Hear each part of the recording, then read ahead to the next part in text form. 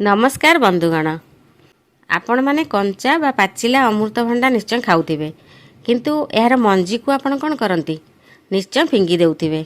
एही फळटी रे एते पोषक तत्व रही थाए जे एथिपई याकू अमृतर भंडार बा अमृत भंडा मध्ये कुआ जाइताए। किंतु यार मंजीर गुण विषय आमे जानि नथियारु यार मंजी को आमे फिंगी देइथाउ।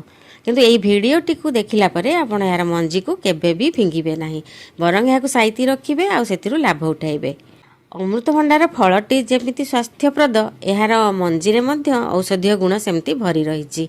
अमृतभंडार फल रे जहाँ सब न्यूट्रिशन थाए बा एंजाइम विटामिन मिनेराल सब थाए ताहा यार मंजीरे मध्य रही थाए। कंचा फल रे रहितिबा मंजी धला रंगर होइताए आ एई धला रंगर मंजी को औषध रूपे व्यवहार करा जाए नाही। किंतु पाचिला अमृतभंडार मंजी कला रंगर होइथाए एवं एहार उपरे गोटे लालुआ पदार्थर आवरण रही थाए। आपण ही पाचिला अमृतभंडार कला रंगर मंजी को ही औषध रूपे व्यवहार करिवे। एहाकू फ्रेश मध्ये आपण व्यवहार करि परिबे किंबा ए मंजी को भल भाबरे धोई छाणी ताकू छाई रे सुखाई गुंड करी आपण फ्रिज रे मध्ये रखि परिबे। एबे आसंतु आमे जानिबा ए अमृतभंडार मंजी को आपण केउ केउ समस्या पई व्यवहार करि परिबे। लिभर को सुस्थ रखे। जदि कहार लिभर इन्फेक्शन होईछि, जॉन्डिस होईछि, फैटी लिभर समस्या मान अछि ताहले अमृतभंडा मंजी रु आपण निश्चय सुफल पाइबे। 4 रु 5 टी फ्रेश अमृतभंडा मंजी को मोटार पेस्ट ले पेस्ट कर दियंतु किंबा हाफ टी स्पून मंजी चूर्ण नियंतु। 1 ग्लास पानी नहीं सेथिरे 1 टेबुल स्पून बा 15 ml फ्रेश लेंबू रस मिसांतु सेथिरे आउ एई मंजीर पेस्ट बा पाउडर को मध्य सेथिरे मिसांतु। एहाकू दिन को 2 थर खाली पेटरे पियंतु। एमिति 1 मास पर्यंत जदि पीबे देखिबे लिभर धीरे धीरे सुस्थ होई जिवो आउ जॉन्डिस रे मध्य आपण सुफल पाइबे। गवेषणारू मध्य यह जना जाइछि जे एहीपरि भाबरे अमृतभंडा मंजी को खाइबा द्वारा लिभर सिरोसिस रे मध्य सुफल मिलिथाए। लिभर सिरोसिस हेउची लिभर सबुठारु खराब कंडीशन जहाँकि भल हेबा बहुत कष्ट होइथाए। जदि कोनसी लिभर समस्या भी न थाए ताहले मध्य आपण जदि हाफ टी स्पून बा 1/4 टी स्पून मंजीर पाउडर नेबे आ रेगुलारली किछि दिन ताकू खाइबे ताहले लिभर डिटॉक्सिफिकेशन काम रे मध्य एहा ताकू सहाय्य करिवो। एहा द्वारा शरीर रु अदरकारी विषाक्त पदार्थ सबु सहजरे बाहरी जिवो, हजम क्रिया रे सहाय्य करिथाए।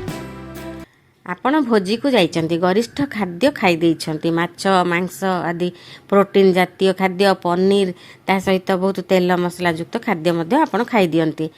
आउ जदि आपणकर हजम शक्ति दुर्बल थाए ताहले कोन हुए, खाद्य ठीक रे हजम हुए नाही। आउ विशेष करी जो प्रोटीन जातीय खाद्य गुड़िक संपूर्ण भाव में हजम हो पारि न थाए, ताहा केवल छोट छोट खंड रे परिणत होई पाकस्थली और अंत्रनली रे रही थाए एवं ताहा एस्चेरिचिया कोलाई, साल्मोनेला, स्टाफाइलोकोकस आदि क्षतिकारक बैक्टेरिया आउ कैंडिडा परी फंजाई मानकर ग्रोथ पई उपयुक्त परिवेश सृष्टि करि थाए। सेमाने सेही खाद्य को पचाई देवा द्वारा सेथिरु दुर्गंध युक्त गैस सबु पेटरे सृष्टि होई थाए। तेणु पेट फंपेई थाए, अजीर्ण हाकुड़ी देई थाए, पेट काटी थाए आ पेट मध्य भारी भारी लगी थाए। जदि आपण एही सबु समस्या रु मुक्ति पाइबा को चाहुचंती तेबे खाद्य खाइबा परे फ्रेश अमृतभंडा मंजी 5 रु 10 टी बा 1 टीस्पून चोबई खांतु किंबा एहार सुखिला चूर्ण 1 टीस्पून खाई ताकू पानी पी दियंतु। एहार स्वाद तिक्त कटु होई थाए। जदि आपण सेमिति सीधा सड़क खाई न परिबे ताले सेते टिके महू मिसेई मध्ये आपण खाई परिबे। देखिबे आपणकर खाद्य ठीक रे हजम होई जिवो, पेटरे गैस सृष्टि हेबो नाही एवं आपणको असुस्थ लागिबो नाही। कारण अमृतभंडा परी यार मंजीरे मध्य पापाइन नामक गोटे प्रोटियोलिटिक एंजाइम रही थाए जहाँकि प्रोटीन जातीय खाद्य को ठीक रे हजम करी माने प्रोटीन को भांगी पूरा अमीनो एसिड रे परिणत करिवारे सहाय्य करि थाए। आ प्रोटीन भांगी किरी अमीनो एसिड रे परिणत होई गले ताहा सहजरे रक्त को शोषित होई जाई थाए। ताहा सहित अमृतभंडा मंजीरे एंटीबैक्टेरियल गुण थिबारु पाकस्थली और अंत्रनली रे क्षतिकारक बैक्टेरिया और फंजाई को बढ़िबा को देई न थाए और जहाँ थाए ताकू नष्ट कर देई थाए। जदि आपणकर रेगुलारली एही गैस्ट्रिक समस्या रहउची ताहले आपण हाफ टी स्पून मंजी नियंतु बा 4 रु 5 टी मंजी नियंतु किंबा यार चूर्ण हाफ टी स्पून नहीं ଦିନକୁ 3 ଥର ଲେଖାଏଁ ଖାଦ୍ୟ ସହିତ ଖାଆନ୍ତୁ କିମ୍ବା ଖାଦ୍ୟ ଖାଇଲା ପରେ ଖାଆନ୍ତୁ। କିଛି ଦିନରେ ଦେଖିବେ ହଜମ କ୍ରିୟା ଜନିତ ସମସ୍ତ ସମସ୍ୟା ଆପଣଙ୍କର ଦୂର ହୋଇଯିବ। କିଡନୀକୁ ସୁସ୍ଥ ରଖେ। লিଭର ପରି କିଡନୀ ମଧ୍ୟ ଆଉ ଏକ ଇମ୍ପୋର୍ଟାଣ୍ଟ ଅର୍ଗାନ। ଏହା ରକ୍ତକୁ ଛାଣି ସେଥିରୁ ଅଦରକାରୀ ପଦାର୍ଥକୁ ପରିସ୍ରା ଦ୍ୱାରା ବାହାରକୁ ବାହାର କରିଦେଇଥାଏ। ଅମୃତଭଣ୍ଡା ମଞ୍ଜିର ନେଫ୍ରୋ ପ୍ରୋଟେକ୍ଟିଭ୍ ଗୁଣ ରହିଛି, ମାନେ ଏହା କିଡନୀକୁ ମଧ୍ୟ ପ୍ରୋଟେକ୍ସନ୍ ଦେଇଥାଏ। ଏଥିରେ କ୍ୱେର୍ସିଟିନ୍, କ୍ୟାମ୍ଫେରଲ, ସାପୋନିନ୍, ଫ୍ଲାଭୋନଏଡ୍ସ ଆଦି ଅନେକ ପ୍ରକାର ଆଣ୍ଟି ଅକ୍ସିଡେଣ୍ଟ ସବୁ ରହିଛି। ଏହି କମ୍ପାଉଣ୍ଡ ଗୁଡ଼ିକ ଶରୀରର କୋଷଗୁଡ଼ିକୁ ଅକ୍ସିଡେଟିଭ୍ ଷ୍ଟ୍ରେସ୍ରୁ ରକ୍ଷା କରିଥାଏ। ଅକ୍ସିଡେଟିଭ୍ ଷ୍ଟ୍ରେସ୍ କ'ଣ?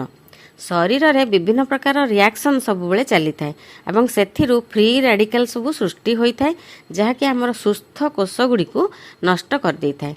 ଆଉ ଯଦି ଆମେ ଆଣ୍ଟି ଅକ୍ସିଡେଣ୍ଟ ଯୁକ୍ତ ଖାଦ୍ୟ ଖାଇବା, ତାହା ସେଇ ଫ୍ରି ରାଡିକାଲ ଗୁଡ଼ିକୁ ନ୍ୟୁଟ୍ରାଲାଇଜ୍ କରିଦିଏ।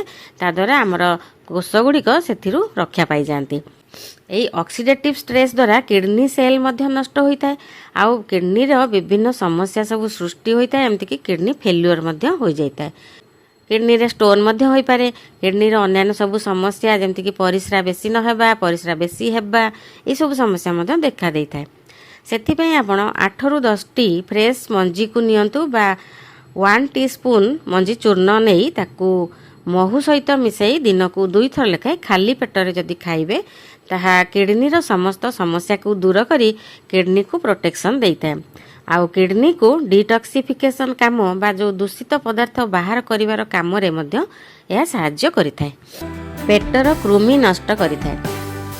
ସାଧାରଣତଃ ପିଲାମାନଙ୍କ ପେଟରେ କୃମି ହୋଇଥାନ୍ତି, କିନ୍ତୁ ବେଳେବେଳେ ବଡ଼ମାନଙ୍କ ପେଟରେ ମଧ୍ୟ କୃମି ଦେଖାଯାଆନ୍ତି। ଯଦି ବଡ଼ମାନଙ୍କ ପେଟରେ କୃମି ହୋଇଛି, ତାହେଲେ ସେମାନେ 8ରୁ 10ଟି ଅମୃତଭଣ୍ଡା ମଞ୍ଜି ନିଅନ୍ତୁ ବା 1 ଟିସ୍ପୁନ୍ ମଞ୍ଜି ଚୂର୍ଣ୍ଣ ଖାଇ ତାପରେ ପାଣି ପିଇ ଦିଅନ୍ତୁ। ଆଉ ପିଲାମାନଙ୍କୁ ସେହି ଅନୁପାତରେ କମ୍ ପରିମାଣରେ ଦେବେ। 10ରୁ 15 ବର୍ଷ ଉପର ପିଲା ହେଲେ ଅଧା ମାତ୍ରାରେ ଦେବେ, ଆହୁରି ଛୋଟ ପିଲା ହେଲେ 1/4 ମାତ୍ରାରେ ଦେବେ। ପିଲାମାନେ ସହଜରେ ଖାଇବାକୁ ଇଚ୍ଛା ନ କଲେ ତାକୁ ମହୁ ସହିତ ମିଶାଇ ଆପଣ ଦେଇପାରିବେ। ଅମୃତଭଣ୍ଡା ମଞ୍ଜିରେ ଯେଉଁ ପାପାଇନ୍ ନାମକ ଏନ୍ଜାଇମ୍ ରହିଥାଏ, ତାହା କୃମିମାନଙ୍କର ବାହାର ଆବରଣରେ ଥିବା ପ୍ରୋଟେକ୍ଟିଭ୍ ଫାଇବ୍ରିନ୍ ଓ ବାୟୋଫିଲ୍ମ ପ୍ରୋଟିନ୍କୁ ସହଜରେ ନଷ୍ଟ କରିଦେଇଥାଏ। ତେଣୁ କୃମିମାନେ ମରିଯାଇଥାନ୍ତି ଆଉ ଏହାର ଅଣ୍ଡାକୁ ମଧ୍ୟ ତାହା ନଷ୍ଟ କରିଦେଇଥାଏ। ତା ଛଡ଼ା ଏଥିରେ ଆଉ ଏକ ଇମ୍ପୋର୍ଟାଣ୍ଟ ଆଣ୍ଟି ହେଲମିନ୍ଟିକ୍ କମ୍ପାଉଣ୍ଡ ରହିଥାଏ। ତାହା ହେଲା କାର୍ପେଇନ୍ ନାମକ ଏକ ଆଲକାଲଏଡ୍। କାର୍ପେଇନ୍ ଇଣ୍ଟେଷ୍ଟାଇନ୍ରେ ଥିବା ପାରାସାଇଟିକ୍ ୱାର୍ମ ବା କୃମି ଆଉ ଆମିବା ଏସବୁକୁ ନଷ୍ଟ କରିଦେବାରେ ସାହାଯ୍ୟ କରିଥାଏ। ଡେଙ୍ଗୁ ଭଲ କରେ। ଆପଣମାନେ ଜାଣିଥିବେ ଡେଙ୍ଗୁ ଗୋଟେ ଭାଇରସ୍ ଜନିତ ରୋଗ, ଯାହାକି ଏଡିସ୍ ମଶା ଦ୍ୱାରା ବ୍ୟାପିଥାଏ। ଏହି ରୋଗରେ ସାଧାରଣତଃ ରକ୍ତରେ ଥିବା ପ୍ଲେଟଲେଟ୍ର ସଂଖ୍ୟା ବା ପରିମାଣ ବହୁତ କମିଯାଇଥାଏ। ଅମୃତଭଣ୍ଡାର ପତ୍ର ରସ ମଧ୍ୟ ପିଇଲେ ପ୍ଲେଟଲେଟ୍ର ସଂଖ୍ୟା ବଢ଼ିଥାଏ। ସେହିପରି ଅମୃତଭଣ୍ଡା ମଞ୍ଜିରେ ମଧ୍ୟ ପ୍ଲେଟଲେଟ୍ ବଢ଼ାଇବାର ଗୁଣ ରହିଛି। ସେଥିପାଇଁ ଆପଣ ଡେଙ୍ଗୁ ଜ୍ୱରରେ ଅମୃତଭଣ୍ଡା ମଞ୍ଜିକୁ ମଧ୍ୟ ଯଦି ଆପଣ ଖାଇବେ, ତାହେଲେ ତାହା ରକ୍ତରେ ପ୍ଲେଟଲେଟ୍ର ପରିମାଣ ବୃଦ୍ଧି କରିବାରେ ସାହାଯ୍ୟ କରିଥାଏ। ଯାଦୁ, କାଛୁ ଆଦି ଭଲ କରେ। ଅମୃତଭଣ୍ଡା ମଞ୍ଜିକୁ ବାଟି ଯଦି ଯାଦୁ ବା କାଛୁରେ ଲଗାଇବେ, ତାହେଲେ ତାହା ମଧ୍ୟ ଅଳ୍ପ ଦିନରେ ଭଲ ହୋଇଯାଇଥାଏ। ରିସର୍ଚ୍ଚରୁ ଏହା ମଧ୍ୟ ଜଣାପଡ଼ିଛି ଯେ ଏହାର ମଞ୍ଜି ଖାଇଲେ ତାହା ହାର୍ଟକୁ ପ୍ରୋଟେକ୍ଟ କରିଥାଏ, ରକ୍ତରେ ବ୍ଲଡ଼ ସୁଗାର ଲେଭେଲ କଣ୍ଟ୍ରୋଲ କରିଥାଏ ଆଉ କିଛି କ୍ୟାନ୍ସରରେ ମଧ୍ୟ ଏହା ଲାଭକାରୀ ହୋଇଥାଏ। ଅଧିକ ଦିନ ଧରି ମଧ୍ୟ ଏହାକୁ ଖାଆନ୍ତୁ ନାହିଁ କି ଅଧିକ ପରିମାଣରେ ମଧ୍ୟ ଏହି ମଞ୍ଜି ଖାଆନ୍ତୁ ନାହିଁ। ଯଦି ଆପଣ ଅଧିକ ପରିମାଣରେ ଖାଉଛନ୍ତି ବା ଅଧିକ ଦିନ ଧରି ଖାଉଛନ୍ତି, ତାହେଲେ ଆପଣ ଏଥିରୁ ଉପକାର ପାଇବା ବଦଳରେ ଅପକାର ପାଇବେ। ପେଟ ଗୋଳମାଳ, ବାନ୍ତି, ଝାଡ଼ା ଆଦି ମଧ୍ୟ ହେବାର ସମ୍ଭାବନା ଦେଖାଦେଇଥାଏ। କେଉଁମାନେ ଏହାକୁ ଖାଇବେ ନାହିଁ ତାହାକୁ ମଧ୍ୟ ଜାଣିବା ଉଚିତ।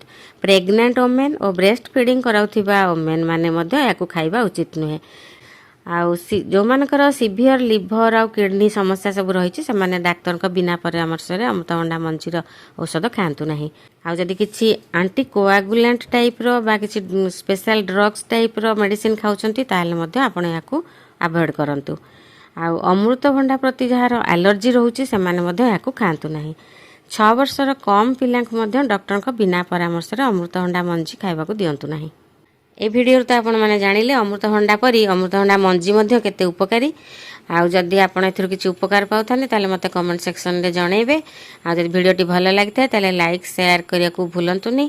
ଆଉ ଆପଣ ଯଦି ସବସ୍କ୍ରାଇବ୍ କରିନାହାନ୍ତି ତାହେଲେ ପ୍ଲିଜ୍ ସବସ୍କ୍ରାଇବ୍ କରିଦିଅନ୍ତୁ ଏବଂ ବେଲ୍ ଆଇକନ୍ଟିକୁ ମଧ୍ୟ ପ୍ରେସ୍ କରିଦିଅନ୍ତୁ। ତାଦ୍ୱାରା ଆମର ନୂଆ ଭିଡ଼ିଓର ନୋଟିଫିକେସନ୍ ଆପଣମାନଙ୍କୁ ମିଳିଯିବ।